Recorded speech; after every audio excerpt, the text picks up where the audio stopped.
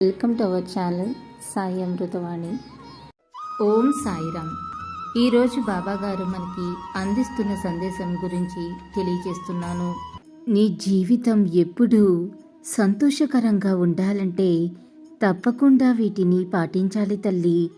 నిన్ను నువ్వు ప్రేమించుకో, ఇతరులను క్షమించటం నేర్చుకో, ఎవరికీ కూడా చెడు తలపెట్టవద్దు, సానుకూల దృక్పథం అలవర్చుకో, కష్టంలో ఉన్నవారికి చేతనైనంత నీ వంతు సాయం చెయ్యి.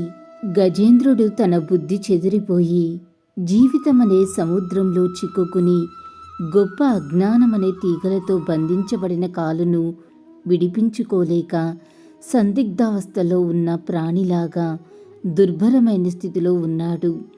భయంకరమైన ముసలి యొక్క పదునైన కూరలతో పట్టుకోబడి కాలి గిట్టలకు ముళ్ళు గుచ్చుకున్న బాధతో ఆర్తితో అలమటిస్తున్నాడు. ఇదే విధంగా గజేంద్రుడిలాగానే ప్రతి ఒక్కరూ కూడా వారి యొక్క జీవితంలో సంసార సాగరంలో కొట్టుమిట్టాడుతూ ఉంటారు.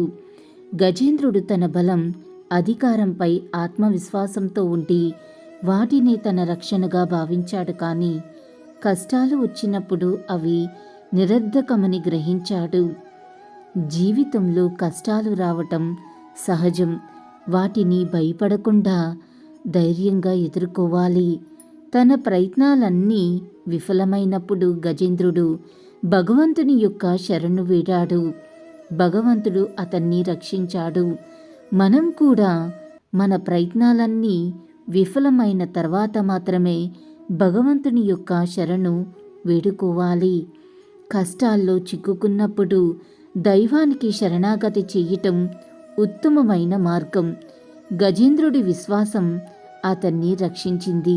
దైవభక్తి కలిగి ఉంటే ఎలాంటి విపత్తులోనైనా దాటవచ్చు అనేది తెలుసుకున్నాడు.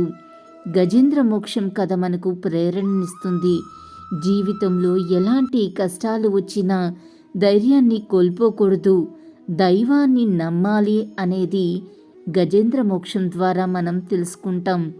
మన ప్రయత్నాలు విఫలమైనా భగవంతుడు మనల్ని రక్షిస్తాడని తప్పకుండా విశ్వసించాలి. ప్రతి ఒక్కరికి ఉన్న అహంకారం వినాశనానికి దారితీస్తుంది. సమస్యలు అనివార్యం. దైవచింతనే తప్పకుండా రక్షణనిస్తుంది. శరణాగతే మార్గం. విశ్వాసం యొక్క బలం. జీవితం అనేది ఒక మహాసముద్రం లాంటిది. ఇందులో ఆటుపోట్లు, ప్రమాదాలు, సవాళ్లు సాధారణం, సర్వసాధారణమే. ఒక్కొక్కసారి మన జీవితం ఊహించిన మలుపులు తిరుగుతుంది. కష్టాలు చుట్టుముడతాయి.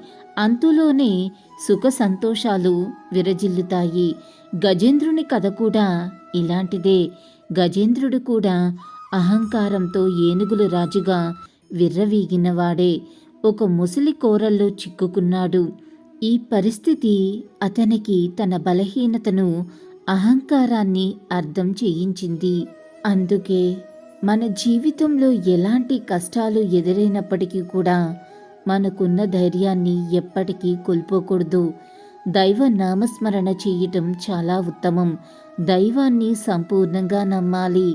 మన ప్రయత్నాలు విఫలమైన భగవంతుడు మనల్ని తప్పకుండా రక్షిస్తాడు అనేది మనం తప్పకుండా విశ్వసించాల్సిన విషయం. అల్లా మాలిక్, అల్లా అచ్చా కరేగా. ఓం సాయిరామ్. ఇలాగే బాబాగారి సందేశం రోజు వినాలి అనుకుంటే మన ఛానల్ని సబ్స్క్రైబ్ చేసుకుని సపోర్ట్ చేయండి. అంతవరకు సర్వే జన సుఖినో భవంతు. Thanks for watching.